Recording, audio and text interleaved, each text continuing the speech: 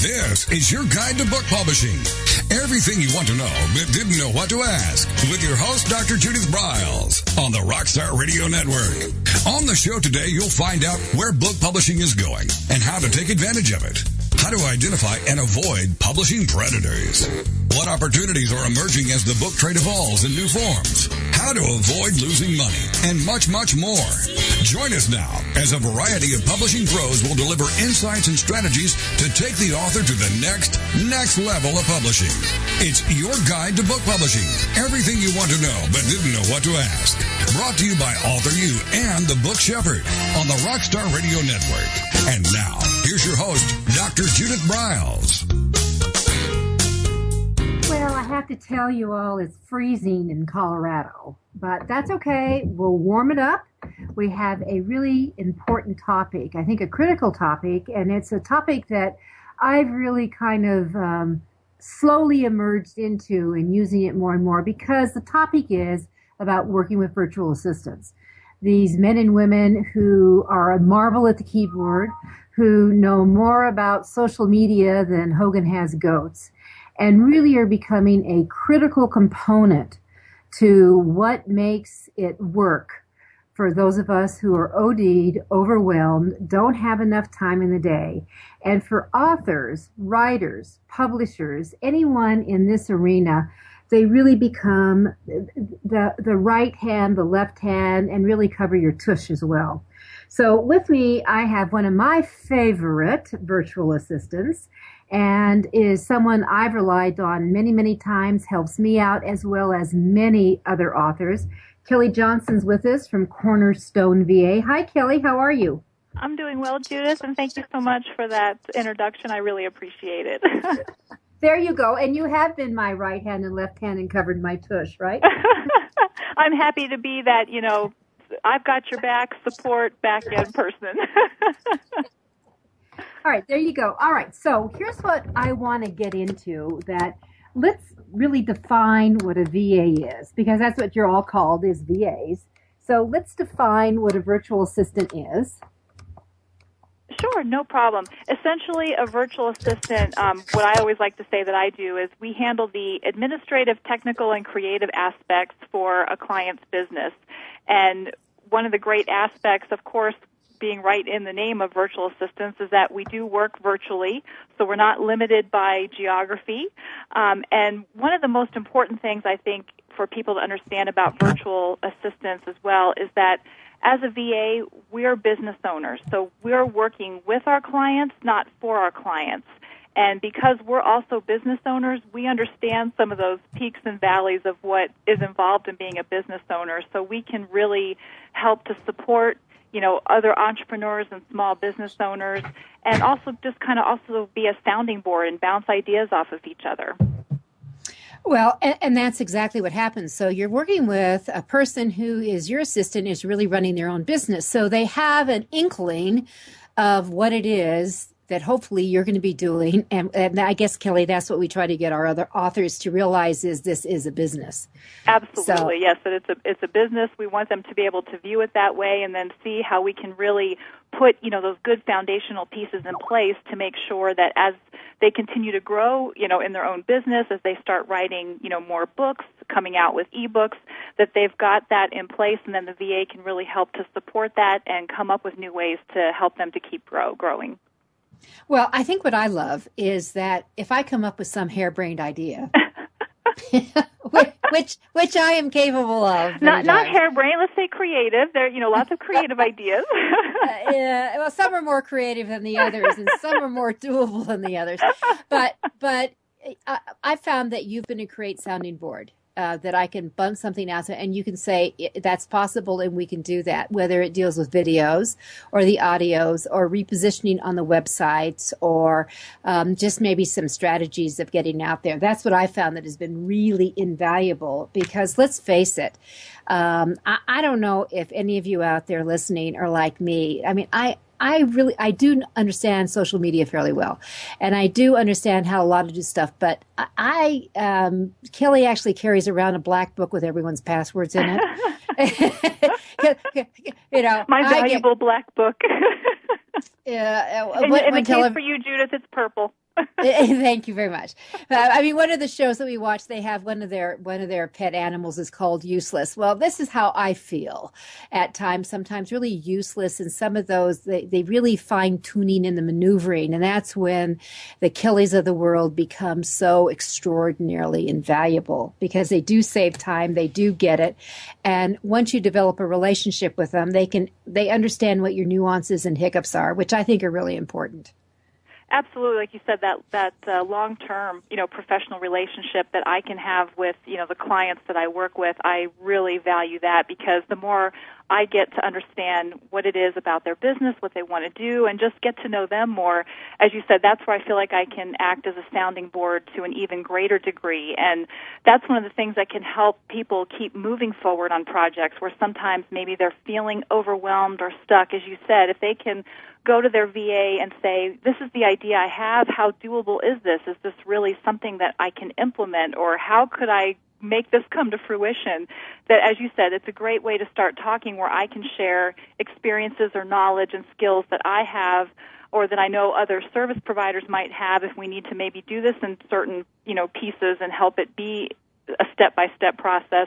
We can help bring that so they're not feeling like, well, this is this great idea I have, but I feel like I've just been sitting on it for the past 6 months and I just want to do something about it. So that's another great piece that I always try to make sure I'm really striving for to be a benefit to my clients as well. Okay, so for those of you who let me just say a couple of things because I should be posting some of these little nuggets that we're going to go out with. If you want to follow me, for example, on Twitter, because I love Twitter, actually, I'm quite good at it. You can follow me at @AuthorU, @AuthorU, and our hashtag is #AuthorU as well, and that's the letter U. And Kelly, what is your Twitter handle? Oh, my Twitter handle is @CornerstoneVA. Okay, @CornerstoneVA. So we've got those going, and we can use the hashtag #AuthorU if anyone wants to share any little nuggets. So let's start diving into these nuggets. Kelly, if you were to identify the 3 things that seem to be the most common hiccups you find that authors seem to be coming on, and how a virtual assistant could work with them, what would they be? Sure. One of the even starting points is when people come up to me and say, well, I'm thinking about working with a VA, but I'm not really sure if I have enough, projects right now or how I should really get started with that. And one of the things that I like to share with people is think about all the tasks that you're, doing in a day. And I know as a business owner, we tend to think, okay, everything, this has my name on it, this is my branding. I want to make sure that I have a hand in everything that's going out there. But as we know, that can cause overwhelm, and we need to make some time in the day so we can each focus on our strengths and skills. So I usually recommend to people start working with a VA, even if it's just for an hour or 2 a month, and you'll be amazed that what you can probably start turning over and delegating when you start seeing what you're building into opening up time for yourself, how much more you can focus on what your passion is. So I know sometimes it can be a little bit of a hesitation, when should I start working with the VA? But even if you just start with an hour or 2 a month, you'll, I think, quickly start to realize what an asset it can be for your business. Some of the other areas might be, once again, well, maybe I should just have a VA, work on some projects for me, but should I really also do some strategic planning? Should I bring somebody else with that? As we were just talking about, that can really be another place where maybe if they're feeling, like you said, a hiccup or a challenge of, well, do I just need to focus on giving projects? But no, once again, think about it as a VA being a sounding board and really discussing ideas and breaking things down to determine how you can go ahead and start moving forward on projects. And sometimes it's hard for, like, a third hiccup or challenge people might feel that they're hitting is, well, it'll take me less time, if I just go ahead and do some of these tasks myself. So why would I really want to go ahead and delegate them to a virtual assistant? And what I like to share with people is let's kind of think of it from a little bit different perspective or point of view, where, yes, initially because you're familiar with how to do a certain, project you're already handling yourself, it might initially take you a little bit, less time when you're thinking about it. But if you go ahead and just let your VA handle that, go through the steps, walk through, this is what I do, this is how I do it. Not only can the VA then take that over and it will be just, as quickly of a time period that the VA can handle it for you, that VA may also have some suggestions, that he or she can make about maybe ways to improve the system or something you can change or tweak that might even help improve maybe your online presence, depending on what the project is, or have a different method that you can implement. So also try to maybe look at it from those perspectives as well. All right, and so those are really critical. And I know that as I've developed, and Kelly works with me, and I have another full-time VA that I work with that I am really been bombarding more projects on, as I can see she can take on more and more on that and just turn her loose, which has been huge. And it means that you double your efficiency, maybe even triple it. Exactly, and thank you. That's a great point, Judith, that some people, initially they might also think, well, I'd rather have one VA that handles, as many aspects of my business or projects for me as possible. And if, I understand for some people if that's their preference and that's what they feel works well for them, great. But also don't discount, as what Judith just said, you can have 2 or 3 VAs and each VA handles a certain aspect for your business. So, for example, one VA could just handle all of your social media, the strategy, the posting, what you're putting out there on your social media accounts. Another VA could just be more of technical projects, your online shopping cart, your online newsletter. So once again, you can think about breaking it down in that aspect, because as Judith said, that also, doubles and triples some of the time and how much you can get done and then what that frees up for you. Well, and I'm all for freeing up, although what it does for me, Kelly, is I'm going to have to tell you, it says, I can do more. I know you're always great about what you do, and you're just like the Energizer Bunny. I love your energy and enthusiasm, and I always feed off of that too. So I'm glad, at least maybe hopefully with more of those ideas that you feel like you can come up with, Judith, we can also help, once again, as a VA, be a sounding board for you and maybe either rein in some of what you may want to do and what's doable or what we want to go ahead and implement. So if you were to say, and I know we just have a couple of minutes before we go to our first break, but if you were to, no, we actually don't. We're going to be breaking here just in a second. No problem. So here's what I want you to do when we come back. What I'd like you to do is let's set up. If you were going shopping for a VA, yes, what are the things that we should be looking for? What kind of questions should we be asking? And what should we be expecting to pay? I'm Judith Briles. We're talking about working with virtual assistants. You're listening to Your Guide to Book Publishing.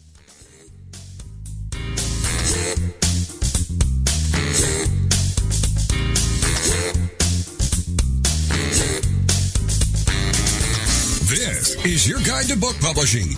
Everything you want to know but didn't know what to ask. With your host, Dr. Judith Briles.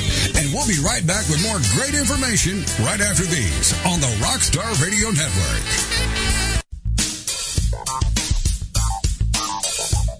Is there a book in you or another? Author U will show you how to create, develop, and publish your book without being hoodwinked. If you already have a book out, you'll find a supportive and brainstorming community that's connected and creative no matter where you live. Author U brings in national experts for its book camps and annual author extravaganza held each May. It has regular meetings and delivers webinars for its members on timely topics. Through Author U's extensive network, members enjoy exclusive benefits, including significant discounts for a variety of services necessary to publishing.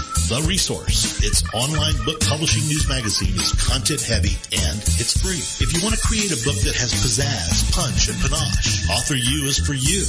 If you're a hobbyist or a casual author, it's not. Join Author U today through its website at authoru.org.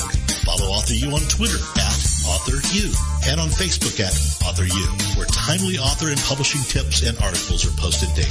Author U, where the author goes to become seriously successful.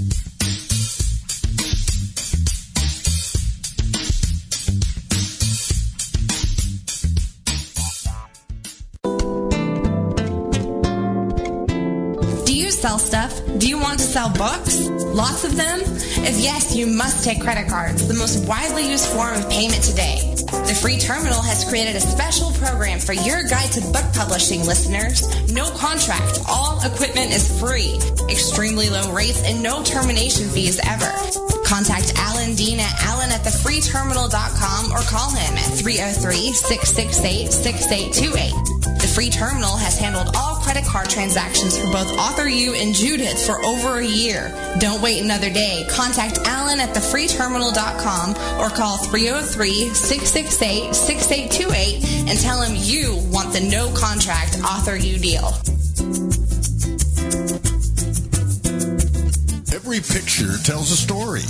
And it's a truism that people do judge a book by its cover. Nick Sellinger and NZ Graphics have been in the business of producing superior graphic cover design and interior layout for self-published authors, independent and traditional publishers for years. He has developed a reputation for excellent work, fast turnarounds, and best of all, affordable pricing. NZ Graphics also produces ebooks and book marketing materials such as posters, sell sheets, postcards, bookmarks, business cards, logos, and more. Books designed for his clients have won multiple book awards, including Best Book Award by U.S. Book News, multiple Evie Awards from the Colorado Independent Publishers Association, Indie Book Awards, the San Francisco Book Festival Award, and Freedom Medal Award from Valley Forge. Visit www.nzgraphics.com or call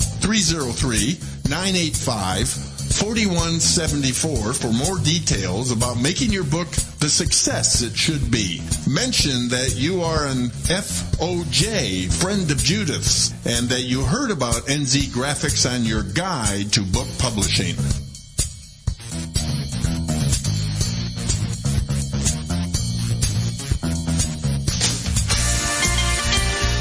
Welcome back to your guide to book publishing.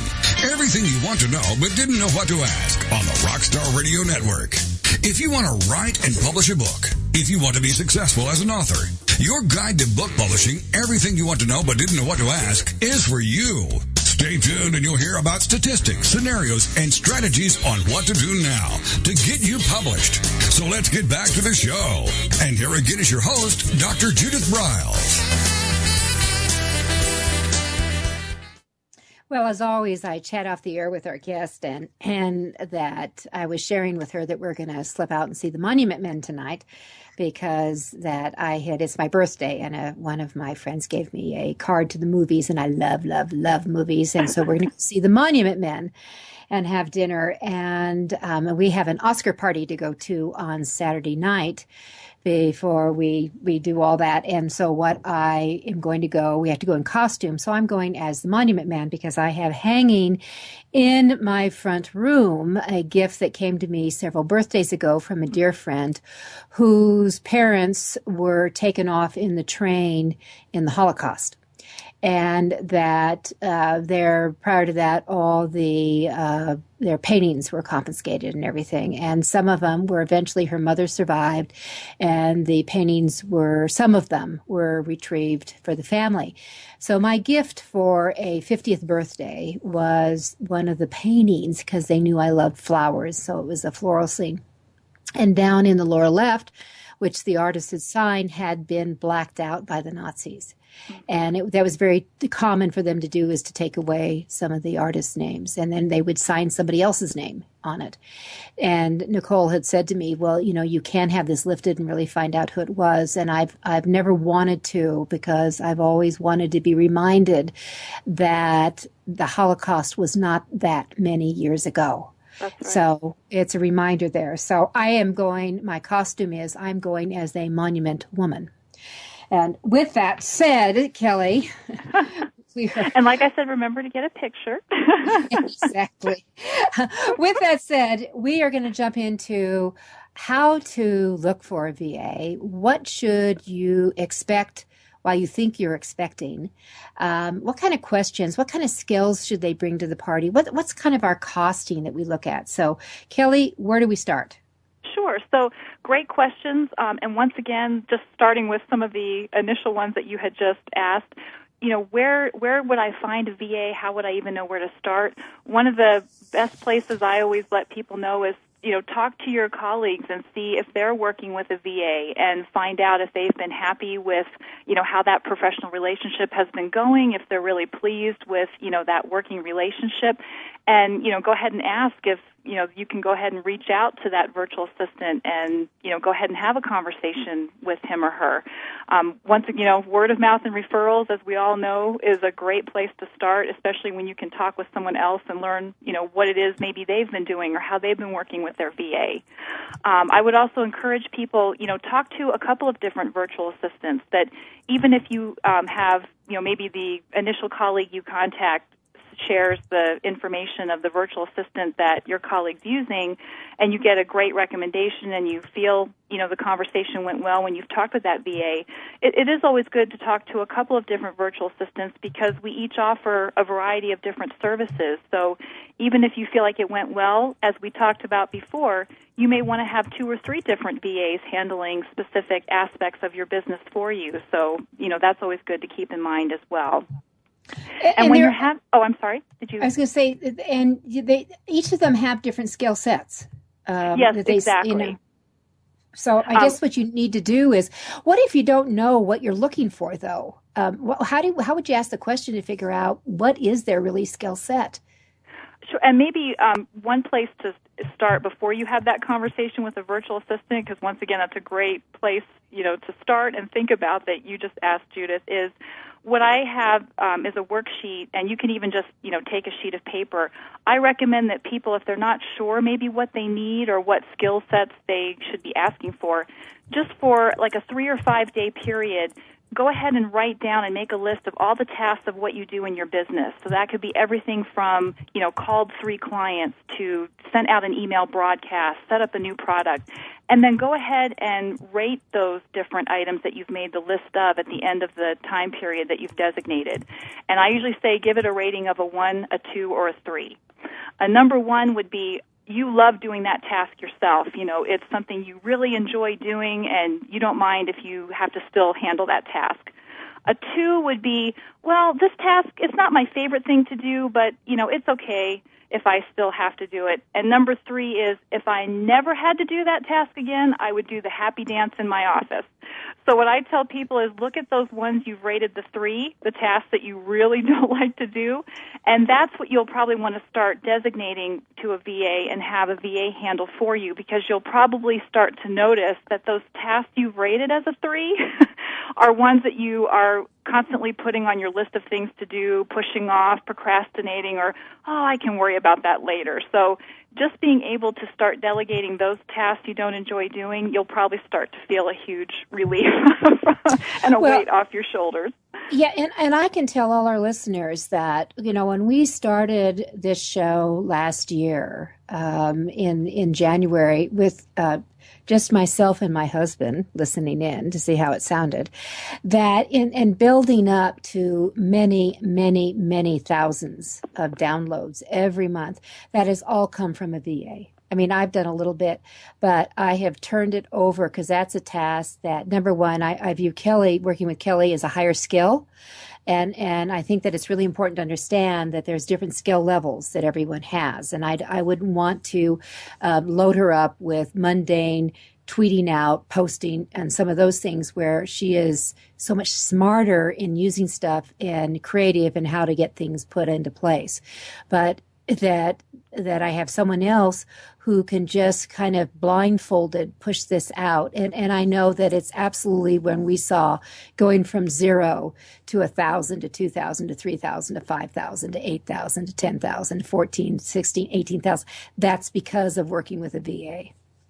And I always enjoy having the chance to hear of people share their experiences like that when they've, had those positive reactions, and they can see, as you mentioned, with the different types of tasks and skills that you've looked for in, those of us that you work with, Judith, as a virtual assistant, that, as you said, you can really focus in, and then you can really start to see the results. And thank you, as you so kindly shared, what I really try to focus on with the tasks and the skill set that I offer to clients in my business is really the technical aspects and more of how I can, help in those parts with their websites and their online newsletters, and, as you said, some of the audio and what we can do with that. So I want to try to help be that focus for clients and what they want to help to have done.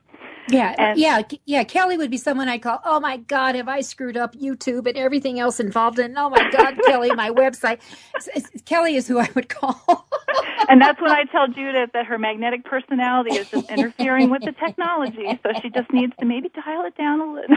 Oh man, no, it's Judith should leave it alone. Not at all. That's one of those things, Kelly. A little bit of information is dangerous. Yes. And actually, that's one of the things I know a lot of clients have shared with me, where they'll say either, I hear the word technology and it makes my palms sweat, or I know just enough to be dangerous. So I know that's always a good time where, once again, as a VA, I can kind of step in and we can have that good teamwork, and I can tell them, don't worry, let me go ahead and see what we can do to keep it going forward. Exactly. All right. So we've got those questions, and I think that's really a great resource. Is what would, if you would never had to look at it again, I'd do a happy dance. And there's a lot. I have actually a lot on my list. But one of the real challenges is, though, and I think this is a fear factor, and I am guilty of some of this, is that I move fast. I mean, everyone who knows me, I run circles around a lot of people, and that it's almost like, oh, for God's sakes, get out of my way, I'll just do it myself. Versus that, just let it go. And even though someone's moving slower, it doesn't matter. It loosens you up to do other things. Yes. So what do you kind of advise knuckleheads like me?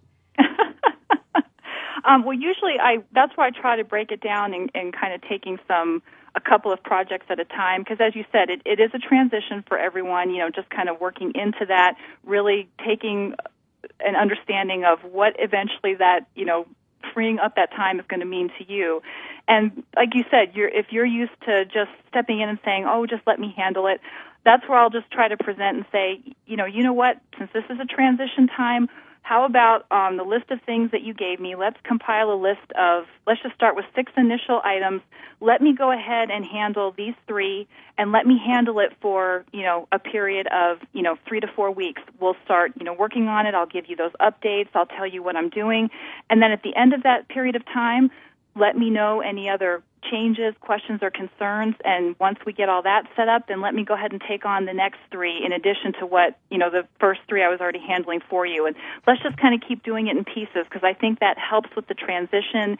No one is feeling like they're getting too overwhelmed, and you can, once again, really make sure you're getting that foundational system and the communication in place, because communication is very critical. Oh, absolutely. All right, we're going to come right back. This is a piece, using the VA, it's piece by piece, and what you want to do is turn over piece by piece to them. I'm Judith Briles. It's your guide to book publishing.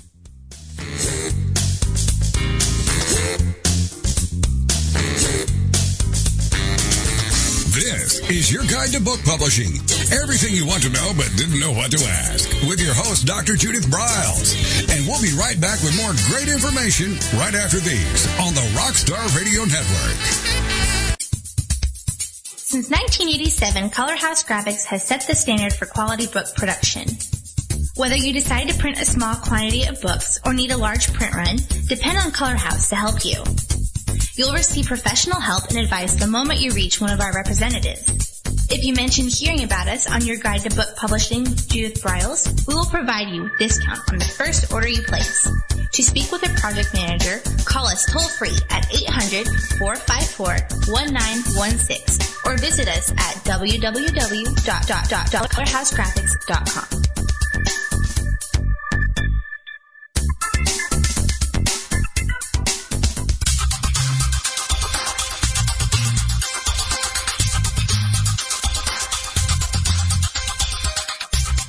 When Ned Thompson and Harry Shore started Thompson Shore in 1972, they believed employees with great character would make up the best company. They were right.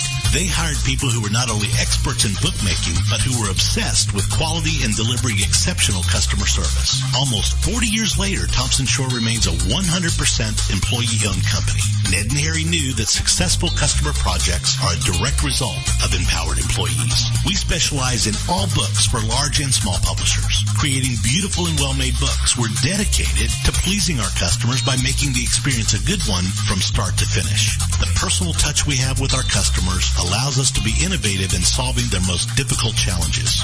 Our platform also ensures that we can remain flexible to meet our customers' unique needs and expectations. Our marketing kit can create buzz for your title, enhancing the promotion of your book during infancy. When you need to test the market to gauge your future sales, we can provide digitally printed books that will transition seamlessly into a larger offset run. From ebook to hard copy to delivery, our skillful customer service teams are at the ready to answer your most pressing question. At Thompson Shore, we know that making the highest quality books requires more than just best technologies. It requires superior customer service, professionalism to the trade, and commitment to environmental and social values. With these standards of excellence in place, you can be sure that we will always help you put your best book forward.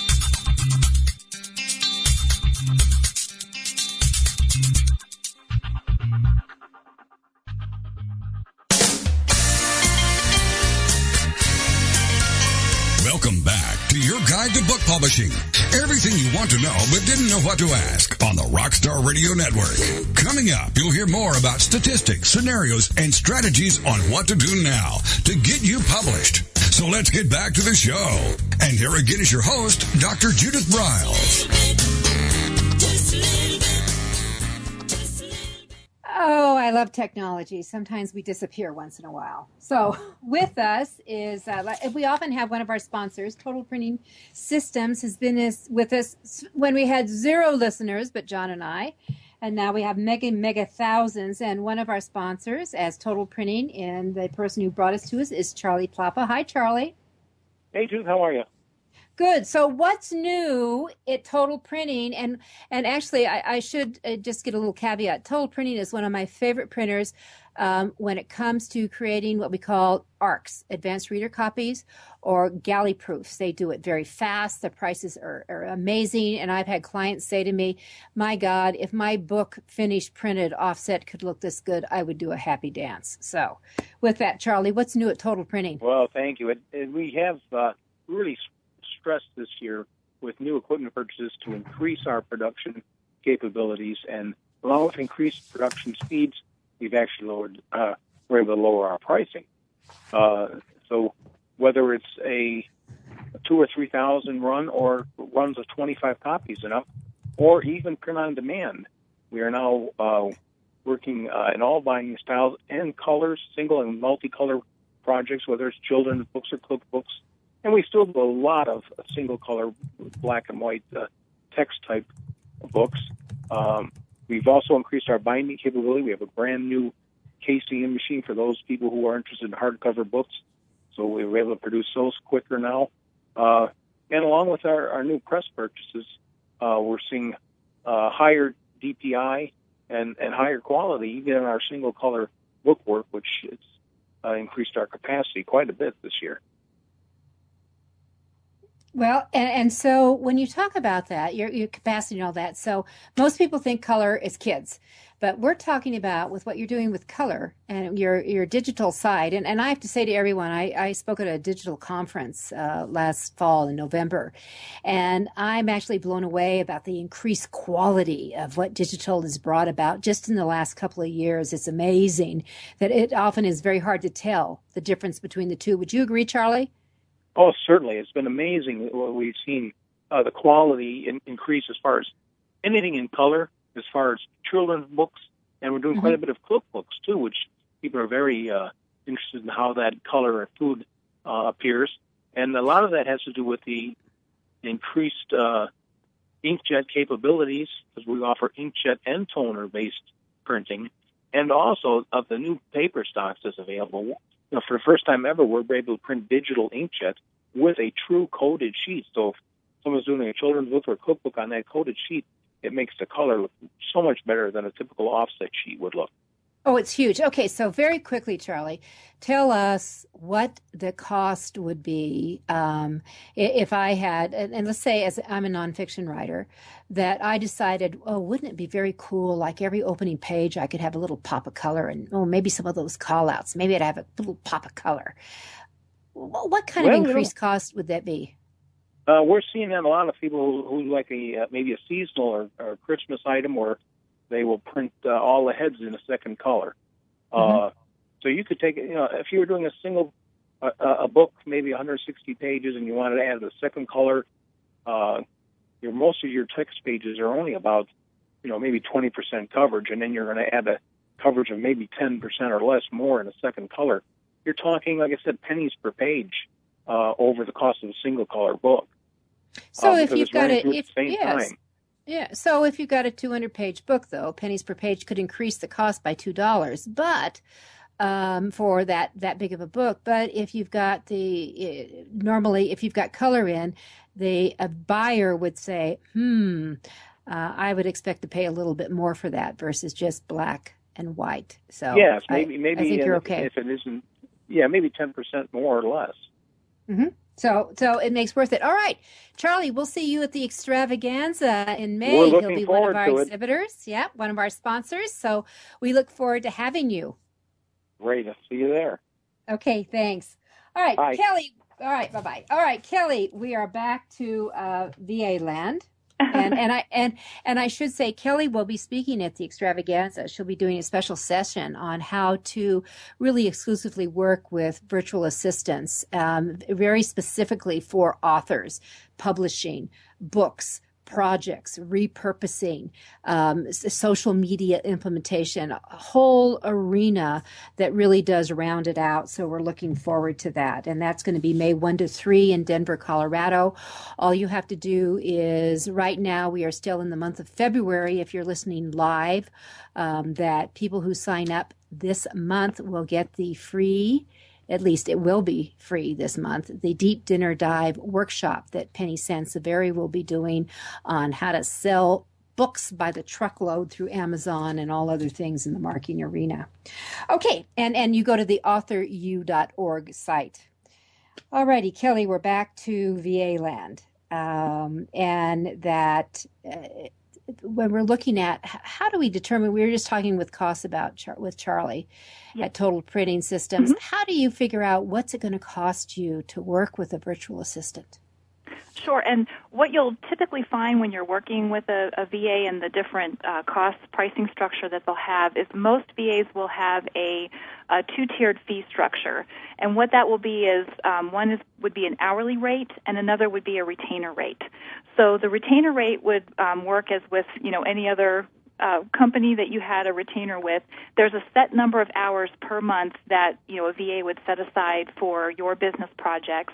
And then any hours that you don't utilize within that set time, they don't roll over in the next month. So you usually want to have a pretty good idea of, if you do feel like you have a set number of hours you might need in the month. But at least that is how many hours you're going to have, with that VA every month for your projects. And then the hourly rate is exactly that, where it's just more of a set rate per hour that you would have with a VA to do projects, because you might have some variance where maybe 1 month you just need 2 hours, the next month it might be 1, or the following month it might be 5. And what a lot of people like to do is, especially if maybe they're not sure how many hours per month they might need, they might want to start out at an hourly rate and kind of get a sense of how many hours they might need, and then they can move into a retainer rate.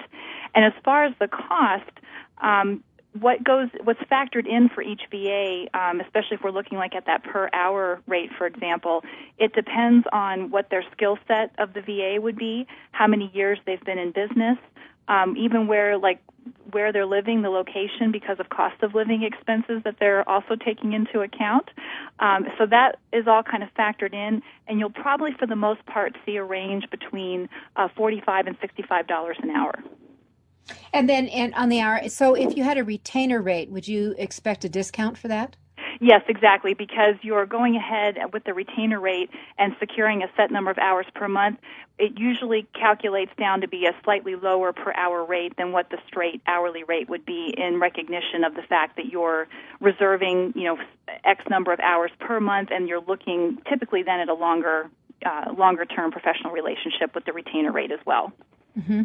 So let me ask you this: I actually did a test with my other VA just the other day, where I wrote the blog.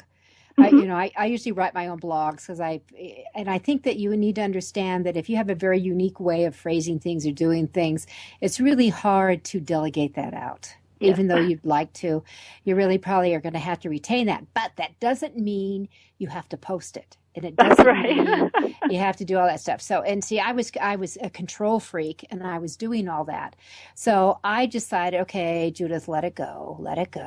And I threw it into Nancy to do. I said, just test it out and show me what you can do. So, and I said, set it up to be published tomorrow so we can play with it. And it came back to me, and there were a few hiccups, and I said, so watch me. We shared a screen. Watch me what I'm doing here.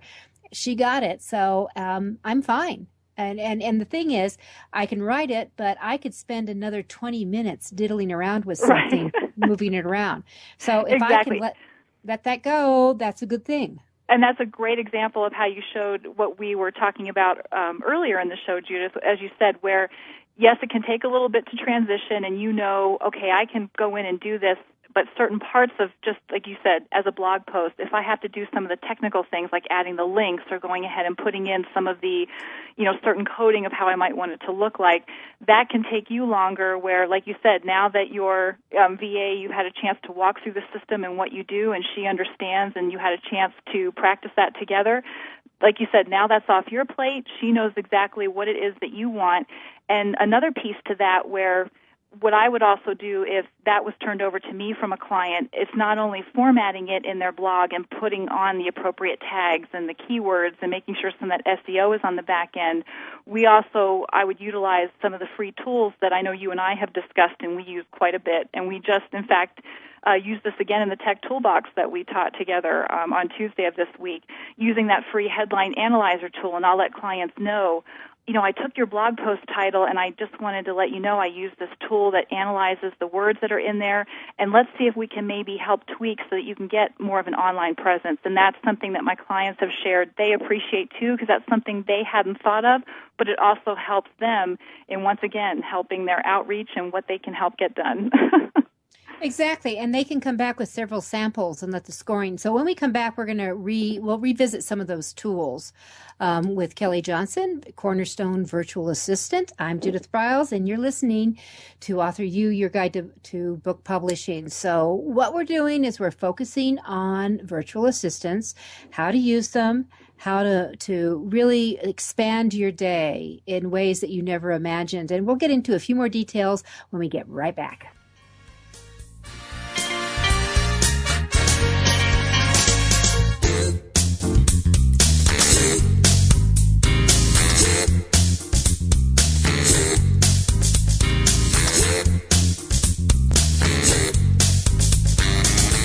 This is your guide to book publishing. Everything you want to know but didn't know what to ask. With your host, Dr. Judith Briles.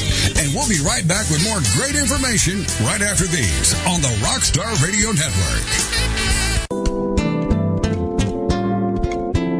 Do you sell stuff? Do you want to sell books? Lots of them? If yes, you must take credit cards, the most widely used form of payment today. The free terminal has created a special program for your guide to book publishing listeners. No contract. All equipment is free. Extremely low rates and no termination fees ever. Contact Alan Dean at alan@thefreeterminal.com or call him at 303-668-6828. The free terminal has handled all credit card transactions for both Author U and Judith for over a year. Don't wait another day. Contact Alan at thefreeterminal.com or call 303-668-6828 and tell him you want the no contract Author U deal.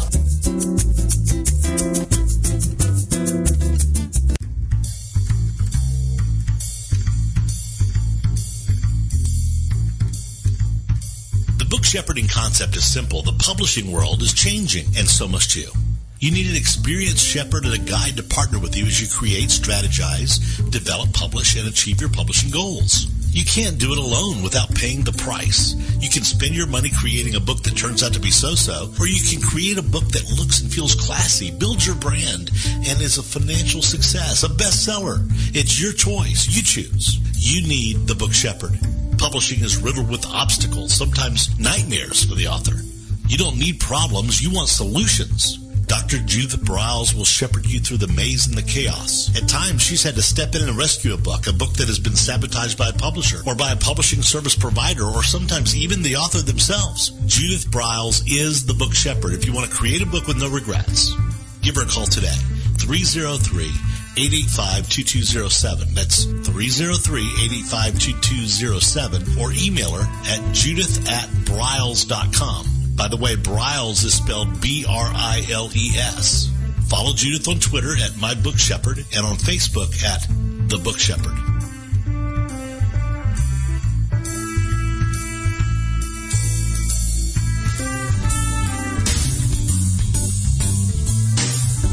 At Total Printing Systems, customer service is our priority. We are located in Southern Illinois. Our employees have an average of 18 years experience and know that customer relationships are important to our continued success. We have been a short-run book printer for nearly 40 years and always stay at the forefront of technology. Our niche is from 1 to 5,000 copies. Today, we offer digital, black and white, and 4-color high-speed inkjet printing, a cost-effective way to introduce color into your short-run titles. We, of course, offer traditional offset printing as well. Bindery is done in-house, from adhesive case binding to PUR perfect binding to mechanical binding of all types, including side sewing. We provide warehousing, kitting, distribution, inventory management, a new print-on-demand facility, streaming browser-based ebooks, and bookstore.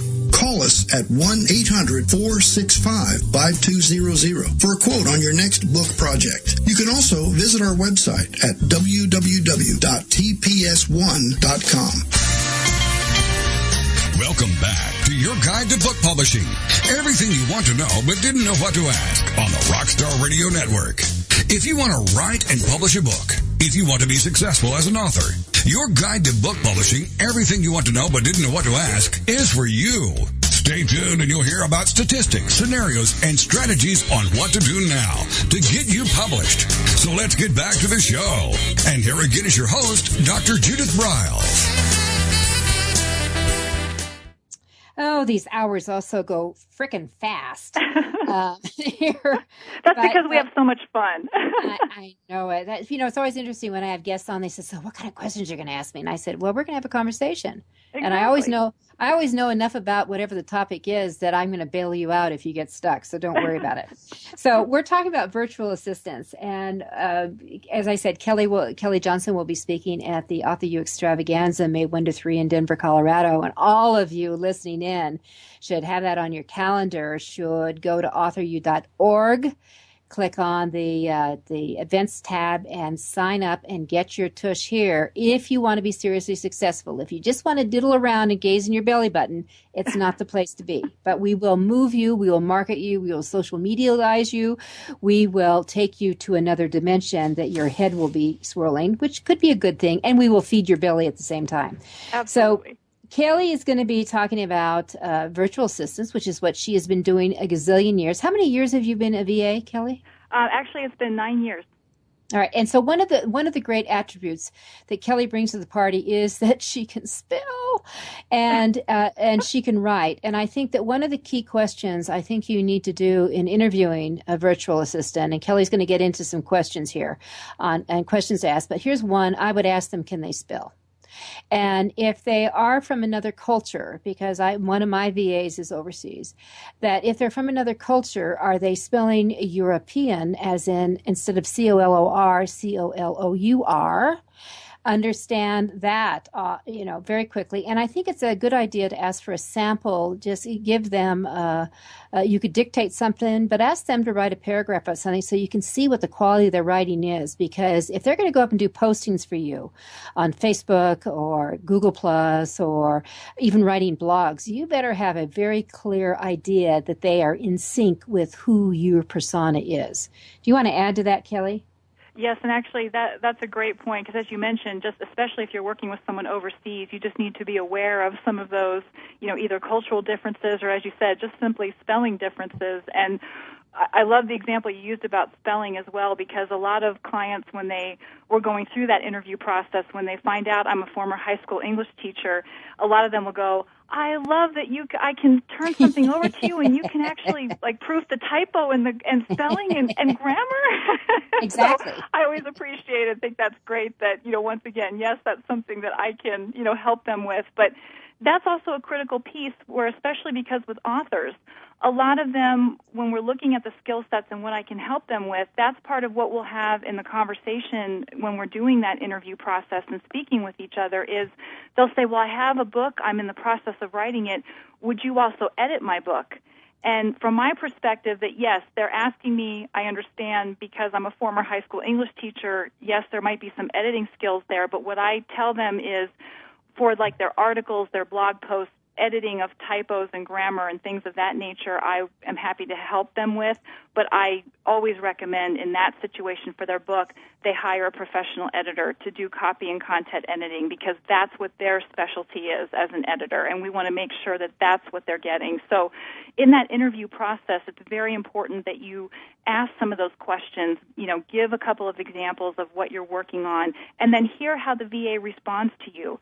And it's not only how and what information that VA is giving to you and sharing with you, but also just listen for that general communication. How are you speaking? Are you happy just in general, like the tone? Does the VA seem approachable on the phone? Because once again, going back to the communication, it's not just virtual, but also if you have that VA interact with your clients on the phone or by email, you also want to make sure that there's a good, professional, conversational, approachable tone that's being put there too, because even though, as I said at the top of the hour, I work with my clients, not for them, I understand I'm still representing their business, their book, and what they're about. So I want to make sure that whatever I'm presenting, whether it's on the phone or email, that's really coming across for that client's business and it's being communicated well. All right, so the top 3 questions, just off the top of your head, that if someone, maybe I should ask this, what do you wish people would ask that they don't ask? Yeah, as I say, good couple ways to think about that, absolutely. Yeah. One question that I would say is, just what are some of the specialty areas of the services that you offer, and how would you, implement some of that into my business? What is it that you feel how we can communicate with each other? Because once again, you need to have set expectations, and so that each of you know what you can expect and how that professional relationship is going to move forward. So those are always a couple of really important things to help think about when you're having that interview. And also maybe set up a second, interview call. Maybe just don't do the one, but set up a second one so that you can take some time to think about what that you talked about and what took place in that initial conversation, and then just do a follow-up to see if you have some additional ideas or, additional items that you want to make sure that you confirm and discuss before you actually move into that professional relationship. Mm-hmm. So it's a test out and see how they go. And I'll tell you what I look for is that it's always kind of a little delightful surprise when all of a sudden they say, I found this thing. I think this would be really good for what you're doing right now. I read the blog you wrote on this. I think this would be a really good idea. I found this. That is a bonus to me that shows me number one, they're paying attention to who I am and what I'm doing. Which I think is very important. They need to understand that versus just coming in as a temp help, so to speak.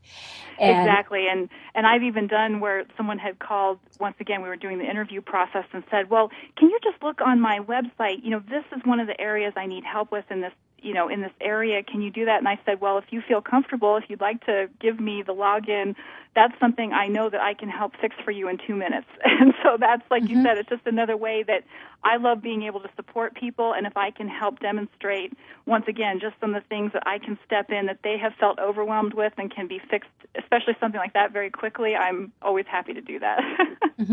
Which I think is very helpful in the process as you go through it. All right, so we want to make sure that you understand their specialty areas and you ask about it. And then secondly, it's important to understand how you communicate with it. So some people just say, don't bug me, just go do it and let me know that and I'll see that it's done. Or other people maybe want to be spoken to every day, or at least during the times that you're engaged with them. I mean, exactly. how does that work best, Kelly? Oh, and sorry, just briefly, I wanted to say one third thing to also think about, since you had mentioned what would be 3 questions, is ask that VA, does he or she handle all the projects, directly themselves, or do they have a team of people that they, might go ahead and say, okay, this client has this project and I'm delegating, and they use a team of people? Because that's important to understand, too, where some people might have a team that helps them out with projects, and other people, like myself, it's just me. I handle all the projects directly. So make sure that that's an understanding you have, too, before you get into that professional relationship.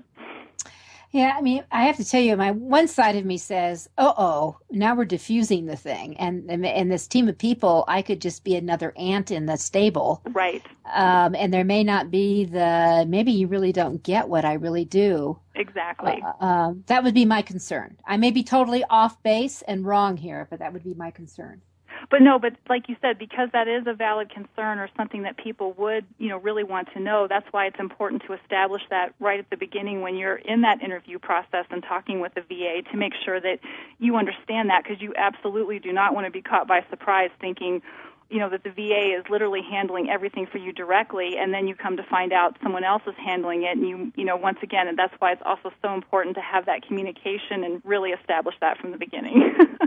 Yeah, exactly. Yeah, exactly. All right. So, Kelly, we have less than 2 minutes. So any last-minute tips you want to do before we exit here? I think really the main thing is, because virtual assistance is becoming, more people are becoming familiar with it, becoming aware of it, and really starting to look into what benefits it can be. As I shared, really the main tip is, once again, don't feel like you have to take everything on, as an author with your business and getting your books out there. Really go ahead and take that step forward and start looking into virtual assistance and just seeing all the benefits. Go ahead and make that move and take that step forward.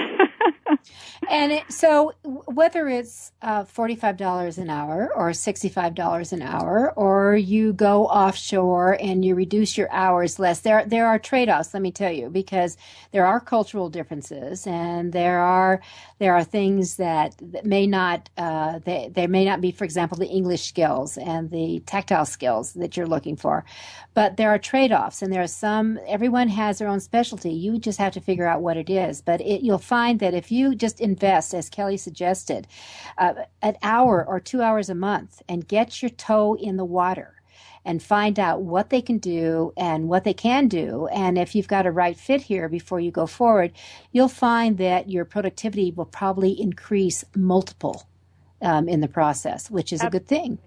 And as one of my clients, I was very appreciative, as she had shared with me. She said, as she told me working with me, it's how to keep her sanity while publishing her book and running her business. and there you go. So we're going to thank Kelly Johnson.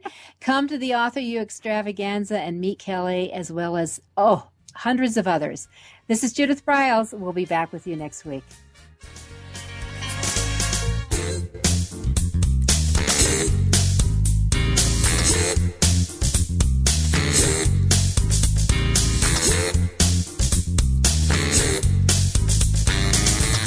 Thank you for being a part of Your Guide to Book Publishing. Everything you want to know but didn't know what to ask. With your host, Dr. Judith Briles.